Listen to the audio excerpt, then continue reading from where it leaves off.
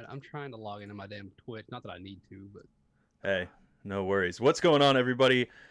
I'm Riley McShane of Allegion, host of the Metal Blade live series podcast, webcast, some kind of series. Anyway, I'm here with Alex Rudinger and Zach Householder, both of Whitechapel now. Pretty cool stuff. How you guys doing? Doing well. How are you doing? I am doing fantastic. How's quarantine treating you guys? Obvious first question. oh Back. lord, Yeah. it's. I mean, it's like any musician or anybody in the this industry. We're just twiddling our thumbs right now, having to make other stuff work. I mean, luckily, Rudy has a lot of other stuff he can do while he's home, and then us as the band, we just took the downtime to really write. Period. And so Rudy's been helping with that a lot. So Yeah, it's been all right. At first I was kind of down with it, like the first month or two, just because I was like, oh, it's kind of nice to have a little break. Sucks that the tours got canceled, but I'll take the little break. But then it's kept going on, and obviously things. Well, I can't say definitively if they are or aren't getting better. Because I don't know what to believe anymore. But in general, like it seems like for the music industry, there's no end in sight in terms of like when we'll be going on tour again. Yeah. So that's definitely frustrating all these months later. Absolutely. I feel that for sure. So you mentioned writing. I feel like it's always kind of one or the other. It's like people are like, yeah, hell yeah, I love all this downtime. We can get some stuff written, or it's just like, fuck, man, I just want to get back on the road again. But as far as writing goes, you guys are working together on a new Whitechapel record. So is everyone kind of in the same area? Are you guys doing it remotely? How's that working for you? I know a lot of people have been doing the remote record writing thing. What's it's a that little bit process look like for you guys? it's a little bit of both. Ben lives in Nashville, and when the rest of us are here in Knoxville, and we write together as much as we can. Like, Ben will come in from Nashville for like a week and come over, and we'll write. And but we've always kind of done it remotely in the sense that we all have the ability to like record our own demos and then send them to one another. And so it kind of does a little bit of both. And then when we get together is when we start really stewing, ideas. And then with Rudy, we would get skeletons down, send him ideas. He would write and program drums to it, send it back. And then Rudy came down just this past week to sit with us and really just fine tune the drum parts ideas that he had. And we went through every song, and Rudy and we all fine tuned it. And like the skeletons are, you would say tentatively for song skeletons demos are 80% done now. So I think we have 12 solid songs that we're looking at right now. So, but they probably won't all get recorded, but we got 12 to pick from. That's awesome, man. It's always better to have too much than not enough, especially going into the studio. Yeah, it's kind of funny, really, because I did go down to Tennessee. I live in Maryland, so I mean, like Zach said, we're mostly writing. I mean, there's a lot of remote stuff, but I came down to do writing in person. But what's funny is that we didn't actually like. It's even though we were in person, it was still very modern in that like we didn't set up I didn't actually play drums with them. Yeah, it was just like, oh, we need to do all this work on a computer anyway. It would be more convenient if I could just be in the room next to you to be like, hey, what about this? We just set up a separate workstation, and Rudy's in the guest bedroom, and like Rudy would just go in there and program. Then he would email it to me, and then we'd sit down and listen through it and make changes.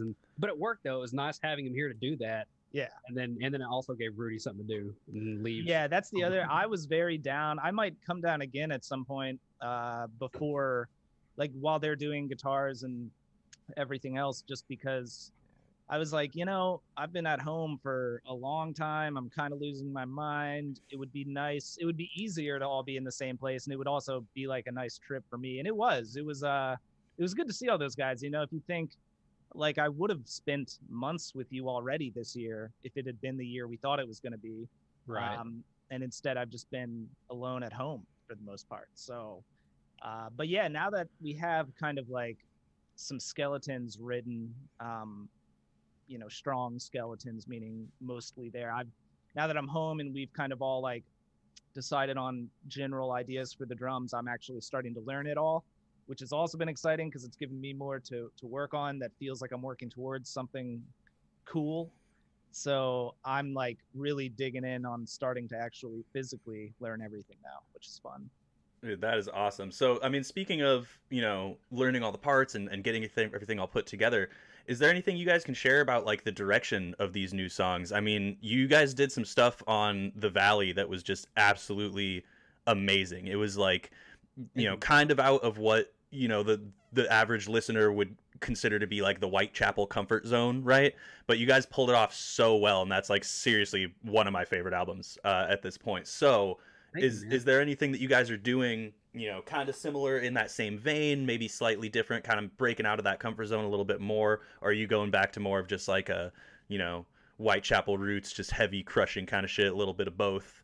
I think it's always going to be both no matter what, man. Like, bands like Mastodon and Opeth kind of really stepped it up when it came to like changing their sound and going a different direction. Opeth has done albums where it's just purely acoustic and singing the whole thing at the time. I'm not saying that'll never happen. I don't want to say never, because that's my one thing about genres, and especially deathcore. It's so strict and limited to what people say is okay. It's just music, man. It doesn't matter if it does something to you and you listen to it, then what's it matter? But with the songs though, they're definitely the same as the last album in the sense that there's a lot of more stepping outside of that comfort zone, and then there's a lot of slammy, heavy stuff too, and it's just going to be a good mix again. It might not have as much, there's a lot of there's fast stuff on the album no matter what, but there's not as much. I don't want to piss people off, but there's not 8 songs of blasting. You know what I'm saying? So it has a lot of groove, and I think that's good for Rudy because it won't kill him when he plays some of that stuff live. I hope, so. Yeah, 100%. Well, that's awesome, man. I love hearing that. I'm a huge advocate for bands, just exhibiting their growth as musicians. Yes. And I think that's oftentimes what it is. You know what I mean? I feel like a lot of times fans will kind of be like, oh, they like made this move as like a sellout maneuver, or they did this thing, or they did this. It's like way less premeditated than that. It's just like, man, we just writing what we write, and sometimes it comes out different. And selling out, that's the dumbest thing that anyone's ever like. God, isn't it though? Yeah. Can you not just like, if we were selling out, man, we'd be making money, I guess. Yeah. I'm not saying we don't make money. Like we I'm glad we make a living off this. Don't get me wrong, but like when people say sell out, I think like 5 Finger Death Punch sell out, and they're not hurting. I don't think. I mean, they're doing well for themselves, and it's I say sell out. That's just that type of genre of music, where it's just very digestible and very easy to understand, and they do it very well. And I don't think Whitechapel will ever go to that area because it's just not our sound. It wouldn't work. It would feel forced. It would feel silly, and it would feel like bubblegum, like just cheesy, and you have a heavy part and switch to a part with singing, and it would just not flow right. It wouldn't be cohesive, and that's the hardest part about doing the singing with this stuff. It has to feel natural. It can't feel just like the super brutal death part and then just stop and you can't do that. Dude, I totally feel that, man. It's a as the vocalist for my band and having to write to usually just crazy death metal, it's like such a unique challenge trying to be like, people always ask me like, oh, are you gonna do more clean vocals? Like, I loved your Rush covers and your prog shit, and I'm just like, dog, like if it fits, then like absolutely, but I'm never gonna like square peg round hole a fucking clean vocal section. That's a great analogy, by the way. Yeah, but we try to avoid the square peg round hole idea. So yeah, absolutely. That's a fantastic analogy. So I know, Rudy, you kind of touched on it a second ago, but obviously both of you guys tour a lot. Has it been hard for you guys not playing shows, or have you kind of enjoyed the time off to focus on writing or doing other things? Like I said, it's always kind of been like one or the other for people. It's either people are like, oh, hell yeah, like I can focus on my goals and I can get shit done, I've got all this time off, or it's like, I am losing my fucking mind over here. So what has it been like for both of you guys? I don't, man, it's weird. I guess on certain days I kind of go back and forth about it. I enjoy being at home, but I think part of the reason I enjoy being at home usually is because there are prolonged periods when I'm not at home. And I think more than anything, what I enjoy, which is going to make me sound like some kind of masochist probably, is I like having something to work towards and like work on. Like I feel like most of the time in recent years, I'm always like preparing for this tour, learning these songs for this thing or for this recording or whatever.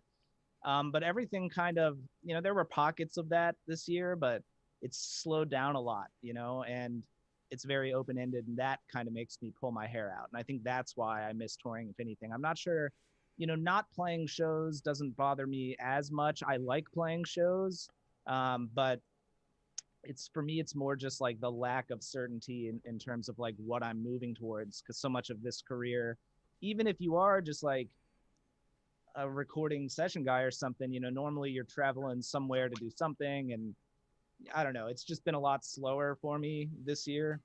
So that's been a little bit frustrating, but working on the new stuff with them has been kind of giving me an extra breath of fresh air, which has been really nice and exciting as well. Because I've never done an album with them, so I'm excited to do that. And I'm, to touch back on what you were mentioning a second ago, I'm kind of just trying to write drum parts that fit for the band, both the history and also with their current sound and what they want to do. I'm kind of just trying to like fill that void. I'm not like, I want to, I think it'll be me, but I'm really into like playing for the gig too, that's another reason we like having him to do the stuff too, is because he plays for, he does what's going to make the song, what's going to help the song, not what's going to, make Rudy look the coolest, because he's going to look cool no matter what, because the stuff he's playing is so tasteful. So, it's a team player, so it's great.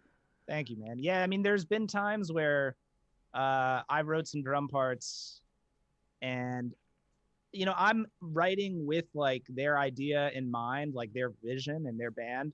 But then sometimes like if I have a cool idea, I've just gone for it and I program it out.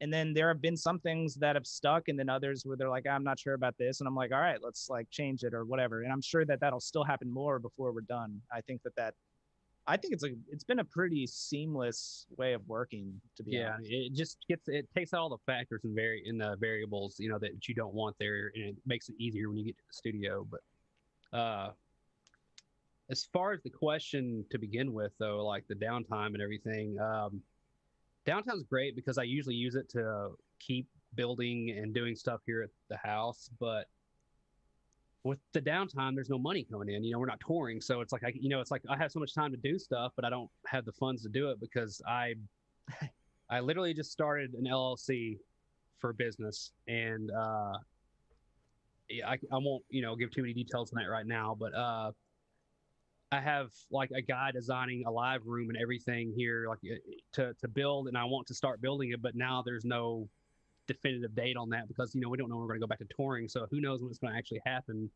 And so with that downtime we've had, like I've just been focusing on the business and doing like putting that together. Like Rudy was helping me out a little bit with that as well, with the web page stuff and everything. And it's just gonna it's gonna be, because if all I do at home is audio related, I got to start making that beneficial for me, because this is not coming from a place of spite for everyone. I love everyone to learn and try to get better at stuff, but I hear so much stuff online, people selling stuff that is just so subpar. And I know, because of what I do for a living, just like Rudy knows, when it comes to drums, I know I can do better and I can put something out there that is better. So I do like drums. Yeah. But so that's the idea anyway with the business. Like I said, I won't give too much away right now, but it'll be up and running. Now's exactly the time you should give it away. You should plug it, dude. You don't have to. I'm not trying to. No, you're probably right. It's just it's like profiles for Kempers and Axe effects and impulses and IR impulses and stuff like that for people, because digital is what's up now. We get that, and I'm so savvy with the Kemper and the IR impulses and stuff like that. It's just I know I can put something out there that people want, and I'm not saying that. I really am not trying to be cocky about saying that. I just know from metal guitar players, like, this would be cool. I don't know why I'm not putting it out there, and that's what I'm going to do. So That's awesome, man. I'm super stoked to hear that personally, because you're definitely like a tone guy. You know what I mean? Like, I feel like that's kind of the first thing that comes to mind is that it's like, ah, dude, his fucking tone is so sick. Fucking tone guy, man. You know, I mean, I know that you've, you know, as kind of that guy, you know, at least for me, and I know a lot of other people, you know, really are stoked on your guitar tones. What kind of tones are you kind of putting on the album? I know you have that custom Fortin Amps blade pedal, and you know, you have all kinds of cool stuff like that. And now with this new business venture doing more stuff in that world, are you like, you know, really, you know, more or less focused on dialing things in for the record? Do you have kind of like your set of presets, or do you like, you know, kind of like you were talking about how Rudy, you know, caters his playing style to the songs? Do you do a similar thing with like the way you structure your tones? Well, I think with doing what, because literally, you know, my day will consist of sitting here and listening to, you know, like rolling tubes and changing out preamp tubes and amps, and you know, going and comparison A/B back to back nonstop. Like I'll do that for hours on end. And so just learning that and learning the nuances of how certain things work with certain heads and certain tones, certain pickups, certain guitars, certain woods, all that stuff. Using that does benefit going into the studio, because we all have a better grasp on it. You know, Mark Lewis, and we'll talk on him later, because you know, he's the same way. You know, we're gonna sit and we're gonna listen to tons of different cabs with different speakers in each cab, you know, or at least try to get through as much as we can. And then once we find a cab we want, you know, we'll go to the head, and we'll start doing different boosts, different pickups, different guitars. So it's a process. So yes, we dial it in like for the part, and we're gonna and for this album, since it's so diverse when it comes to tones, we're gonna have like 2 or 3 different cabs set up with, you know, mics on them, so that, you know, okay, here's the main rhythm tone. This is going through this setup, and then, you know, then we'll have one for the rock tone, or the really, you know, warm, like martially British vibe. You know, be through a different cab with a different speaker, et cetera, et cetera. So, yes, doing what I do here does benefit, you know, as far as going towards the album too, because it's only going to help. And not only that, I learned so much from doing our albums to come back and do more for myself too. So it goes both ways, and you learn the most by experimenting and fucking up. Like, doing it wrong so many ways is the best way to learn, and I've done that so much. So it's the only way to learn, man. Yeah, nobody dude. Can do that the first time. I have a pretty firm motto that I go by when it's like that, and it's like, bro, mistakes are for learning. You know what I mean? Like that's what they're there for. You can't take a mistake or a failure and be like, oh well, this is the end of the fucking line. Like it's like you got to learn from all that stuff, and it's almost fun. You know what I mean? In a way, where it's just like, oh, this sounds like shit. Oh well. You get a little aggravated when you have something that sounds like shit, like, you know, 10 times in a row. But once you get there, though, it's totally it's the fruit of your labor, man. It's like Rudy. The first time Rudy mic'd up a drum and tuned it and hit it, I'm sure he was just like, well, that's, you know, that sucked. And then he had a fine tuning, you know. So yeah, no, it was perfect right off the bat. I figured. It definitely wasn't. No, that definitely. I mean, I think that's why I like recording so much. Like, I get some people, most people I think like playing live more, but I've always kind of liked recording more because, I don't know, man, there's something about the whole process. And then when it's done, you have this thing, you know, that's like it's the fruits of your labor, man. It's so worth it. Yeah, it's like you have this solid thing. Like, if you capture some rad performance, you have this like thing forever, you know, whereas live is more about the moment, and that's cool, you know. But for me, I've always liked the recording side of it. Think about how much detail you put into tuning a drum and how a snare drum sounds, and when those little nuances that most people say, oh, don't matter, just like what the tone would of a guitar or the pickup, etc. Like those little nuances, once you get it just right, and then you track it and you have it recorded, that all falls into place, and you're like, sick, that sounds great. Yeah. Yep. Those little parts are what makes it the best it can be, and a lot of people look over that, I feel like. Yeah, it's definitely all about the little details. Yes, absolutely. And it, you know, that's why I've like come to have like, I think I have like over 25 snare drums now or something, like just to like have different options. And like I have like 5 that are brass that are all probably very similar, but I'm like, but this one's like this kind of brass. It's like a Gucci snare and yeah, it's Gucci in a what is what are those fancy handbags like What, Louis Vuitton? Vuittons there. Just, I'm feeling this today. Just yes. Yeah, That's hit a amazing. nice expensive handbag. Yeah, man. I don't know. I've always loved recording. It's fun. I like doing the nerdy little detail stuff. Same here, man. Yeah, I 100% agree. I think that the studio experience, especially when you're working with like a super good engineer and you've on your own spent hours and hours and hours like really dialing things in and getting things exactly how you wanted, just that chemistry in and of itself is such a unique experience that you know, really adds to the process. And you know, someone we interviewed not so long ago, Brody from Rivers of Nile, said something. Brody, man. Dude, he's such a fucking good guy. Yeah, he's great. But he said something where he was like, you know, once you finish a record and you put it out there, like it's not yours anymore. It's just like a thing that's like out there for people to consume. And that's also a really cool part of it to me, is it's just like, you know, you put all this time and effort into creating this thing, and once it's finally there, kind of like Rudy said, it's like you have this representation of all your hard work, you know, fruits of your labor, like you said, Zach. But it's also cool knowing that it's like now everyone else can make their own interpretation of that and like, you know, take it for what it is and attach their feelings and you know, their emotions and their experience to it. And being able to provide something like that in such a fun way that is like so rewarding in and of itself, I think is one of the best parts of being a professional musician. So dude, yeah. Also, I look at like albums that I do almost as like a point in time, sort of, where like the first major release I played on was this Canadian band Threat Signal's self-titled album. It was a Nuclear Blast release, I think. And when I've like listened to it a couple times in the last, like, I don't know, year or two, and I think we did that in like 2011. And now when I listen to it, I'm like, man, I would not have written the parts that way or done them that way. And it's very representative of, and I think it's a sick album. I really do. It's like when I listen to it, I'm like, man, even like the production holds up, everything. I'm biased because I played on it, but like I don't know, you know, to me it's like a representation of that time that I existed. It was like, I don't know, that's where my head was at. That's the parts that came out. And you know, it's like a combination of where I was at, what worked with the music and the guys, and it's, you know, it kind of encompasses that band and that period, you know. And I don't know, it's like kind of a thing, like I'd imagine someday this album we're doing now, we'll look back and I'll be like, oh yeah, 2020, man, that year was fucked, you know.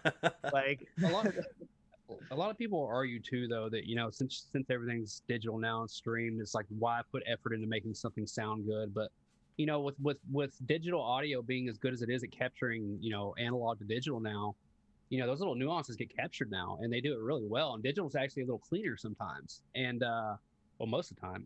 And in my head, I'm thinking, well, even if it gets compressed down to some shitty quality, but the fact is, you're taking a pristine thing and making it a little less, you know, a little less of good quality, but still, you still hear that. It still comes through. Like I can still listen to, you know, go back and listen to some of those recordings that Bob Rock's done from the, you know, the 80s, Motley Crue and Metallica. I was like, you hear, even if it's streamed over Spotify, it still sounds huge. And yeah. So, and the term shit in, shit out, like that's never been a truer term. Like if you just start with a mediocre, it's just going to sound mediocre. It's never going to get any better. Absolutely. And, so yeah, dialing in those little nuances and then, you know, making it as best as it can be, even if it's going to be streamed, is totally worth it to me. And I think. Oh, go ahead. I was gonna say, even with like, you know, the compression that happens in places like Spotify and YouTube, and how it really just like squashes the audio. You know, for those of you who aren't audio nerds listening to this, what happens when you listen to something through YouTube or through Spotify or really any streaming service, except for one that I'll mention in just a second, they take basically your really well polished, super awesome sounding record, and they send it through what is basically a compression chain, so that it is, you know, an easier file to stream. And it works in the digital realm as far as streaming goes, but what it does is it makes you lose a lot of audio fidelity. But the thing is that you have sites or streaming services now like Tidal, where you can upload like straight masters and like FLAC files and like have them just sound fucking great. You know what I mean? So I feel like, you know, things That'll are be the way eventually. It'll get there. Yeah, I'm hoping to see that come around with more than just Tidal. You know what I mean? And a lot of people now, they'll master for Spotify and iTunes. Like, you'll get separate masters that are made specific. Like for YouTube, you got to have your audio supposedly, like what is it, like 13, 14 lufs? What do you call it? LUFS? For the volume, and like they say to master to that level so the algorithm doesn't destroy it. And it's true, man. Like some of the stuff, especially Facebook too, man. Facebook's rough with that stuff.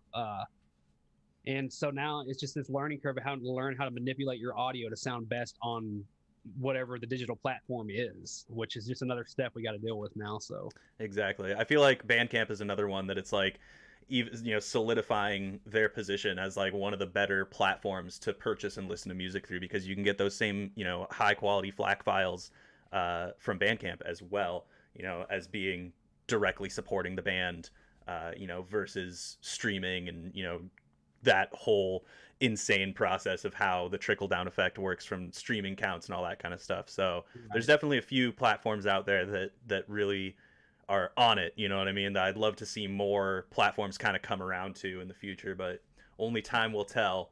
We got that. Go ahead, dude, the cruel mistress. Yes. Yeah. So go ahead. The Spotify was just I remember reading something recently about the owner and CEO saying that artists doing an album every 2 to 4 years just isn't going to cut it anymore. And that's another thing too we got to deal with too, because I just can't, in my head, we need Spotify. We absolutely need it as far as being a band. But in my head, how do you turn on creativity like a faucet? How do you just put out so much quantity and make it all quality? I don't understand that. Like, there's a newer age of people coming up that might be better at that and better at like getting that stuff out there. But I don't know how to, like, putting out an album every 3 years is hard enough, just to get like reset and then just start over again and just really get inspiration. I don't know, man. That's a hard learning curve for me. I don't know if I can put out an album, or a song every month, or maybe record every 2 years and put out a song every month. I don't know how that's gonna work.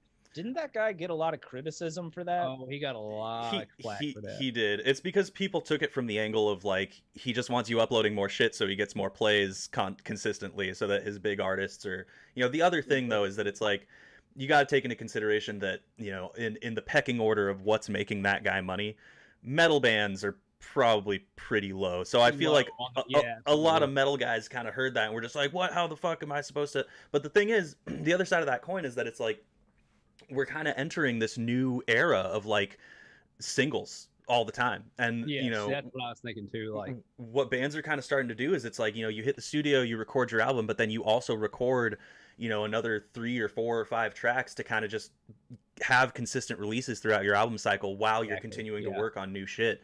And I personally love that approach, because it's like, you're still as a musician, you're still able to write and you're still able to do everything in chunks, and it's like you said, you don't have to force that creativity. Right. But at the same time, you're also able to deliver to your fans on a more consistent basis, and so it kind of serves his purpose, unfortunately. No, I saw points of what he was saying, don't get me wrong. It's just I don't think, it's like recording a whole album that's 10 songs to only utilize 3 singles from it that most people hear and get the most plays. I feel like we got to make that, we got to fix that. We got to fix it to where, either record, like you said, do a whole album, but then do singles too, on top of it, or just, do a whole album and release, over the period of 8 months, release your 10 songs maybe.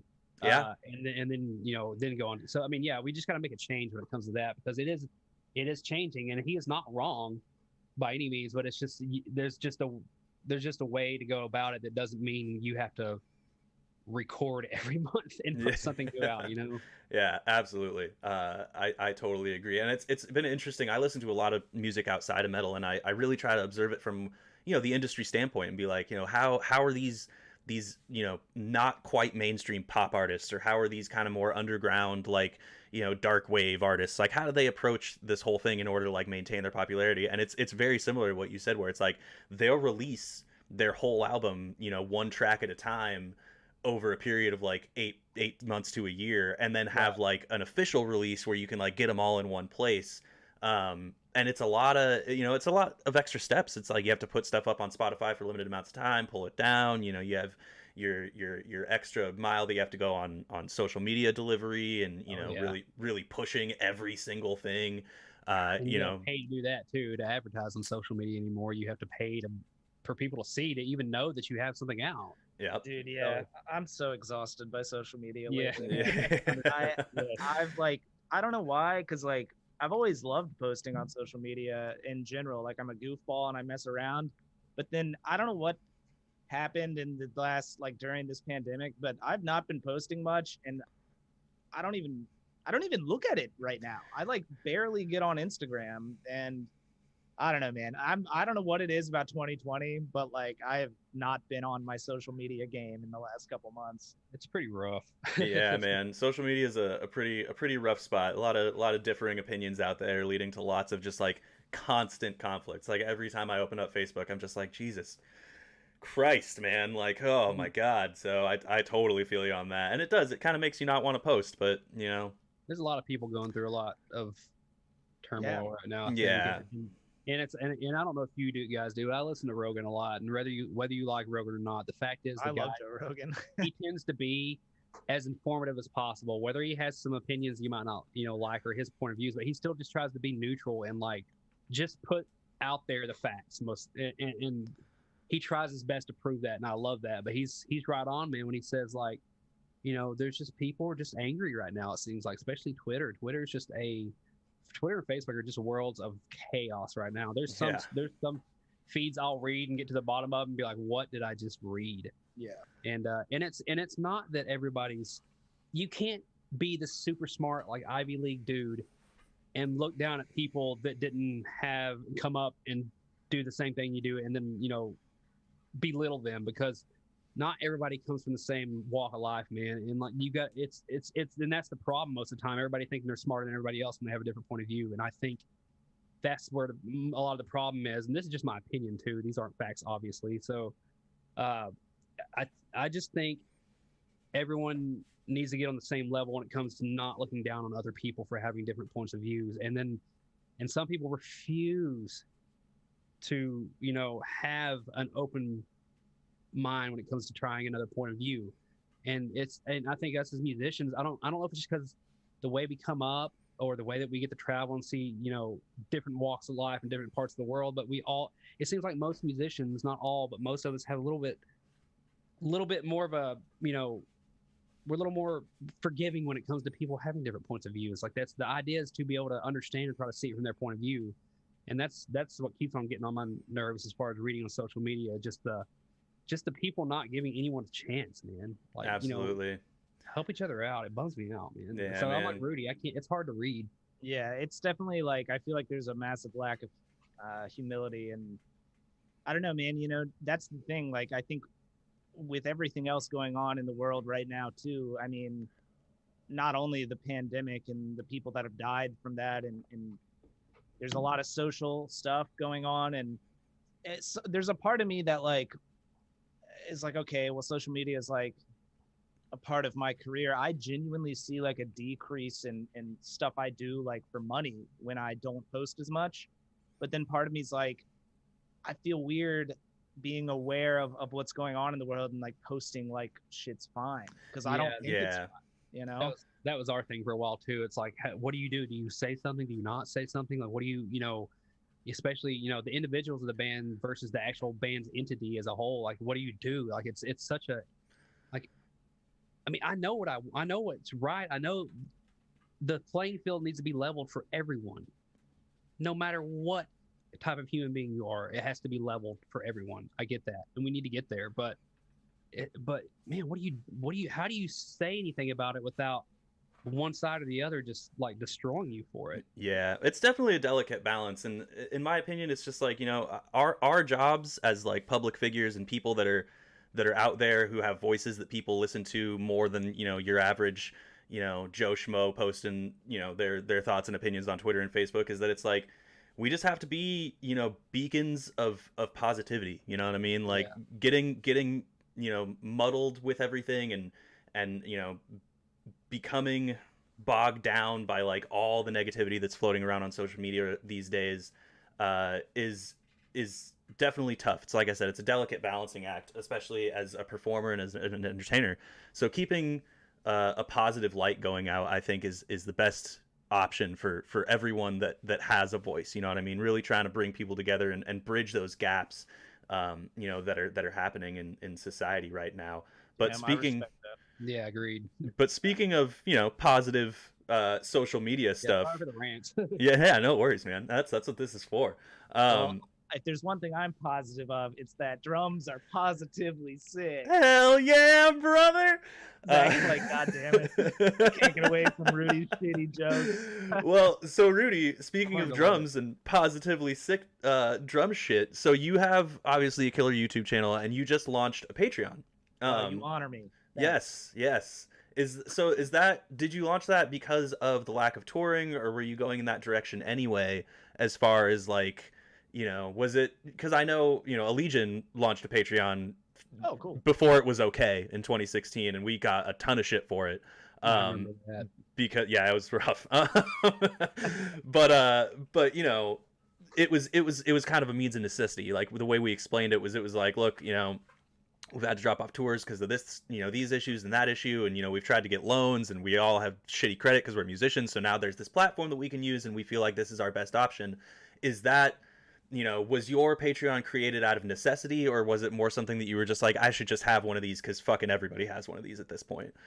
Yeah, I don't know. I think it was more, I mean, it wasn't like a necessity in that like I was gonna be out on the curb if I didn't do it, but it was kind of me like thinking, okay, I'm not able to make money the usual ways I make money this year. How could I do this, you know, and turn it into something that actually is cool? Because that's, you know, like I put a video out of me just ranting for like an hour about Patreon. Zach's like laughing at me because he knows how much I fucking talk. Okay. All the guys in Whitechapel, like, I'm such a talker, dude. I'll like send him some novel, or I'll send him like a 3-minute audio message, and Gabe's like, Rudy, what are you doing? You know? I love it though. I love it. It is kind of funny. But at this point, thankfully, I think they all like understand me as a human. So like, but yeah, I mean, it's funny because I basically for a long time kind of didn't think Patreon was cool. Like like I said in that video, I felt like it was begging for money sort of. And as a prideful musician that takes what I do seriously and enjoys it a lot, and has always worked really hard at it, I didn't want to like beg for money, but I was kind of wrong about that. And it was actually my friend Anoop, who's a killer drummer, who kind of like opened my eyes to it a bit more. And I really modeled how I set mine up after his, which he was like, yeah, of course you can, you know, take some of my ideas there. And I was like, tight. And, you know, it kind of is just like set up in a way where I feel like hopefully it seems more like an exchange of goods. And that was like kind of the point. I wanted to really invest some time to create some cool content for it that I'll continually update. In fact, I just added some stuff to it last night. But yeah, I mean, it's not like an absolute necessity right now, but it's more like me just trying to, I don't know, a long time ago, I realized how hard this industry is if I was going to try to really do it for a living. And it's kind of funny because I'm very much a planner type of person. I think a person with my personality type probably should not have been in a career that is so open-ended in terms of like the stability of it, but I like drums a lot, so here I am. So I guess it's kind of me like trying to be like, okay, I need to, if I want to keep saving money, if I want to be able to like pay bills and be a successful adult, I need to like try and change with the times too. And also, even if the times are just like this year or something, even if by next year we are going on tour again, that's great, you know, but what can I do to try and be productive now? And that just seemed like a cool outlet to explore. And I don't expect it to blow up and make me like a bajillion dollars, you know, but I have like some people that have signed up and they seem to really be enjoying it. So I'm glad. And that's all I really cared about so much.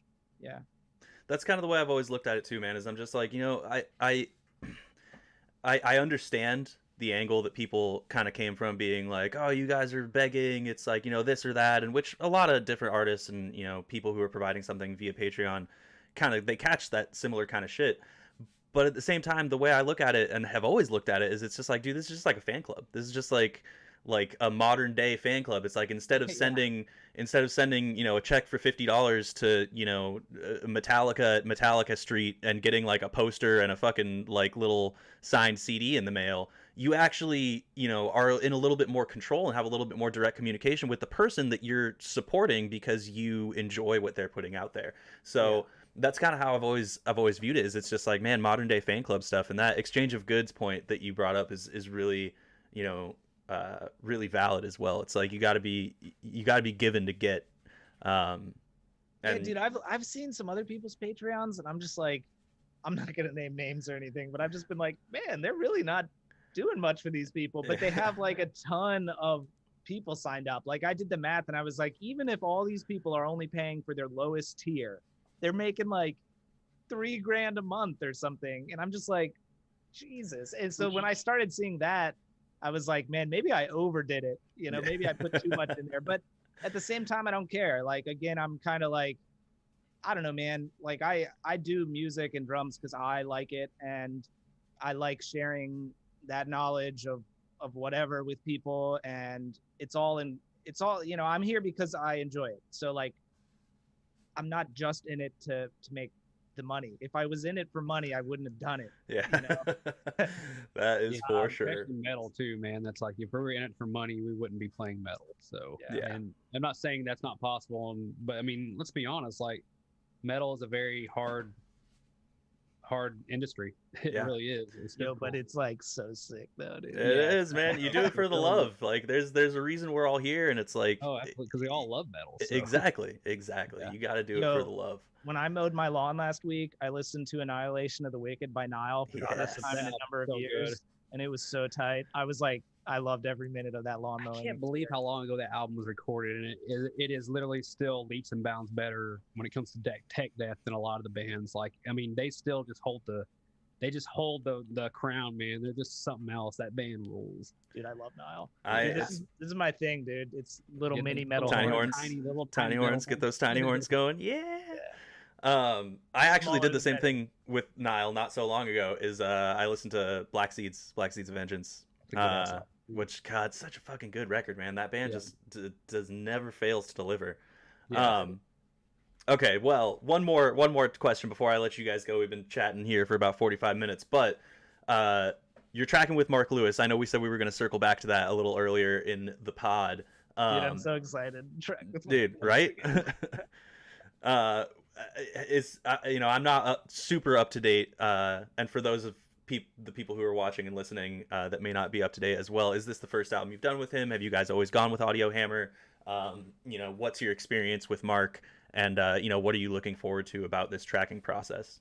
Well, I think Mark, correct me if I'm wrong, Zach, but I don't think he is like technically a part of Audio Hammer anymore. No, he's not. He moved to Nashville and he doesn't work with Audio Hammer anymore, but he's his own thing now. He doesn't really have a name for a studio yet that I know of. I think he's just Fathead Mark Lewis. Maybe that's his, Living Rock legend Mark Lewis Studios. But no, he moved, and he's like, Audio Hammer's still just Jason and Ron running it now. And we started, the first time we worked with him was New Era, and Jason collectively did that album, Jason Sukoff, and then Mark did drums for that album. He helped with engineer drums, and then for the next records after that, we've worked with Mark ever since. Mark totally did self-titled, and I think Alan Dushwitz mastered that one, and then Endless War was Mark mixing, engineering, and then Ted Jensen mastered that one. And Mark of the Blade was all Mark mastering and everything, and then the last album was Mark engineering with David Castillo mixing, which was way sick because Casillo's the man. He's done stuff like Opeth and Catatonia and everything, and then we had Jensen master that. And I think personally, having three different sets of ears on everything is what made the last album sound like it did, and it just gave it some life that we've been really looking for. And because as good as Mark is, if he sits and listens to it over and over, it's just good to have different ears on stuff. You haven't been hearing the same thing for a month straight, so. Absolutely. I'm super stoked to track with Mark, dude. I tracked with Mark one time when we did the Conquering Dystopia album, and it was just a lot of fun.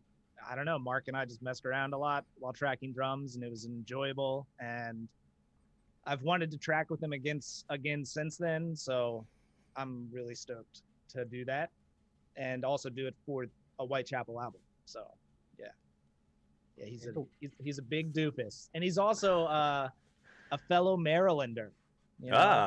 So we bond over that. One of the sub questions that I have here under the "Are you guys tracking with Mark Lewis?" is how many times a day is he eating, lifting? I've never seen Mark Lewis. Is he like a? He's very strong. He's a strong man. He's a human being. He's like 6'3", I guess, and then works out, and to fuel a body that big to really get the calories. He's all about tracking his calories and macros and stuff. So he eats a lot of chicken the whole day. Yeah, he eats a lot of. He has to eat like 6 times a day, I feel like. God damn. I used to be all about that, man, but I just try to cram in as much as I can for 3 meals, and I can't be, especially now with not working, like I can't buy the amount of food that I need to buy, and I feel like a doofus buying that much food for one person when people are literally going without. So what's really funny, not to I'm not trying to, you said something important there. I wasn't trying to just be like, oh, I'm going to change the subject to something really funny. But Alex Marquides texted me a photo this morning, like an hour ago, about he just texted me a photo of Mark Lewis when he was younger, like one of his super old skinny photos. Oh yeah. I was like, I'm gonna send that to Mark every day for the rest of his life. Please do that. He looks so different, man. He was like this skinny little guy, now he's just like jacked metal man, But yeah, no, I'm very pleased. Fabio haircut, like like when he does this thing with his hair, he goes like this. Oh yeah, he does it all the time. He could be in like a Pantene commercial. Yeah. But yeah, no, I also, the other thing about Mark is I've listened to a lot of albums that he's done at, Whitechapel albums too. Like prior to playing with them, I liked his production on their albums, and I've worked with him, and I trust him like implicitly in knowing that he's a good engineer and producer, and he has great ears, and like that's a really it's kind of like being on tour, knowing Brandon Cagle's doing Whitechapel's front of house. It's like I know it's gonna sound good, like I know no matter how bad the system might be, the PA system, I know that it's gonna sound as best as possible because Cagle's doing the sound. Yes. And that's a really reassuring. Yeah, it makes you feel more confident, and I get that same kind of vibe working with Mark. Is that where I just know nothing's gonna like slip his ear. If a drum's coming slightly out of tune, or if he hears something odd or something, he's all about whistling. yeah. I mean, he'll stop me and we'll figure it out and that kind of thing, and that's always reassuring. I mean, yeah. So, and I also think one thing I really like about Mark that I've noticed for drums specifically, that I've noticed from working with different engineers and producers, is that you can really tell that he's got a remarkable sense of rhythm and musical understanding, both for drums and other instruments. Because I remember doing the Conquering album, I had just come off tour, and there was a couple songs that I really hadn't had much time to prepare, and I was kind of like, we were going very part by part with them. And one of them, I was trying to do some crazy fill, and I was like, kept messing it up, and I was getting frustrated. And he was like, oh, I know what you're trying to do. You're doing like, and he described it rhythmically. He was like, oh, you're doing a triplet, and then it moves into like these 2/16 notes, And I was like, yeah, that's actually exactly right. Like, whereas other producers I've worked with actually would like they wouldn't even understand what I was trying to do, which was frustrating to me, So yeah, I really enjoyed tracking with him, and I'm looking forward to doing it again. Sorry to go off on a rant there. No, hey, that's all good. I love hearing it, man. I'm sure the listeners are super stoked to get all the insider information. And that's super cool, man. It really makes a difference when the engineer knows more, about what they're doing just outside of engineering. Having an engineer that's also a producer, like also plays music and knows, the musical language, it makes a huge difference. Allegion's longtime engineer Dave Otero is the same way. He's just, I know it's Dave. Well, I don't know him personally, but I know his work. Yeah, Dave does yeah, great work, man. yeah, and a lot of that just comes from like John in the studio with him and being like, yeah, what do you think? Like, what's your ideas on this? And he'll, if he can't get the point across pantomiming, he'll just be like, give me your fucking instrument and just like do it himself. And, and then obviously we'll go back and have the other guys play it and all that kind of stuff. But it's, having that input, that extra set of ears, kind of like you were saying, Zach, having as many extra like super pro sets of ears on everything really makes a difference in the production process and gives you what I think is absolutely the best final product for everyone. Jason and Mark both they're both musicians first before they're engineers. And I think that's almost clutch nowadays. I mean, if I had to do an album with strictly someone that is an engineer that just has like maybe incredible engineering capabilities, but has zero clue on, just music, I would have to hire a producer, just like, I'm like, I can't, I mean, I could, having someone's input musically always helps because you hear, they put in ideas that you might have never thought of. So that's the whole idea. So I think, with Jason is an incredible musician. Like he's a madman, but he's like that guy is responsible for so many hooks on so many records he's done. Like, I mean, you cannot, he's untouchable. So that carries over in his production and engineering too. So I think it's almost necessary nowadays, especially with everybody cutting corners. Like no one can afford just an engineer and just a producer now. Like right. it's unless you're, I mean, that's just unheard of. Like if I went to Metal Blade and said, hey, yeah, we need a budget for a producer and an engineer, they'd laugh at me. Like what? Yeah, absolutely. It's great that so many people are kind of, making their brand. And obviously, it's not like, Jason or Mark or anything, or Dave even, or anything like new to the game, but it's cool seeing them, create this legacy behind them where it's just like, I can fucking do it all, man. Yeah, it's absolutely. It's awesome. Well, what else is, well, no, no, go ahead. I was just going to say one other thing that I think about a lot recently is that, like, Zach, think about like 20 years ago, you and I have learned so much about engineering our respective instruments and in general, everything that goes along with that simply out of necessity. But, 20 years ago, that wasn't how it was. There were bigger budgets for things, but it almost allows for even better things to happen, like even better ideas and stuff, because it's not only the producer and engineer, if everyone has a good working relationship, even members of the band can have even better ideas than usual because they're so in tune with how things work in the studio and that sort of thing. And that's a very different modern thing that's happened because of the shifts in the industry. You're not going into the studio and going, I have no clue what I'm doing. I have a guitar and an amp. Here we go. I mean, like, it's not like that anymore. And it's out of necessity. Like you said, like I forced myself to learn all this shit, and I enjoy part of it, but I mean, I started recording myself in a basement, and when I was 20 years old, I think, 19 or 20 years old, and out of necessity for this job, like it only helps to be better at it and, be able to point out, like, my main thing is pointing out stuff that I know is wrong now, or know that's in my gut, like that does not sound right, that's not correct, this is not right, and it only makes things better because now I'm not second guessing myself nearly as much. So yes, dude, I respect that.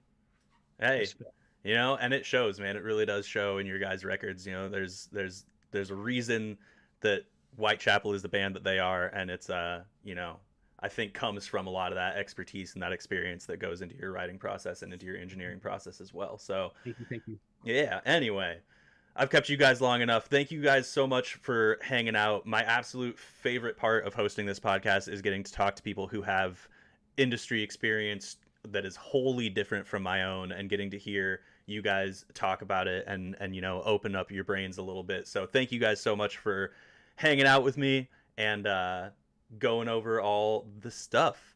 For everybody watching, make sure to check out Rudy, Alex Rudinger. I have everybody's social here up on the side. If you have not followed them there, follow them now. His YouTube channel and his newly launched Patreon. And then, of course, make sure to check out what Zach is doing with his new tone stuff that I'm sure we'll get an official announcement soon. Shooting for September, like late September, early October. So awesome. I can't wait. Shamelessly plug the Fortin pedal, the blade, real quick. I will say I won't keep us on this one, but Fortin amps guitar. We made a deal with them. We designed our own pedal with it with the help of Mike, who owns the company. It resembles a TC preamp, which is like what Frederick from Sugar uses and everything, but with our little tweaks on it. So this is a clean boost, not an overdrive. This for lower tune stuff and a lot of modern metal. This is one of the this is the pedal. And I mean, there's different flavors, but this is made for that. So get a good look at it, have a look, and it's probably kind of dark. Can't really see it. That's a good shot. So yeah, now that you didn't see it, but yeah, that's the pedal, and it's fortinamps.com if you're interested in looking into it. And I've done lots of videos with it, and there'll be tons of samples of that on my webpage when it comes out. So there you go. Hell yeah. Well, thank you guys again so much. Until next time, we have Alex Rudinger and Zach Householder, both of Whitechapel, and we will talk to you guys soon.